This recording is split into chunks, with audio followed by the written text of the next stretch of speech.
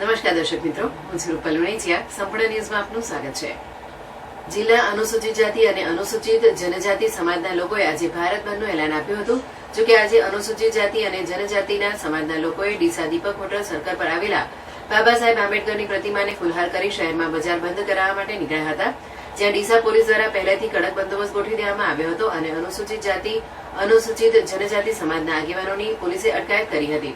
જ્યારે બહુજન સમાજ પાર્ટી દ્વારા ભારત બંધને સમર્થન આપી નાયબ કલેક્ટર કચેરી ખાતે પ્રાંત અધિકારીને આવેદનપત્ર આપી ઉગ્ર રજૂઆત કરી પોતાનો વિરોધ નોંધાવ્યો હતો.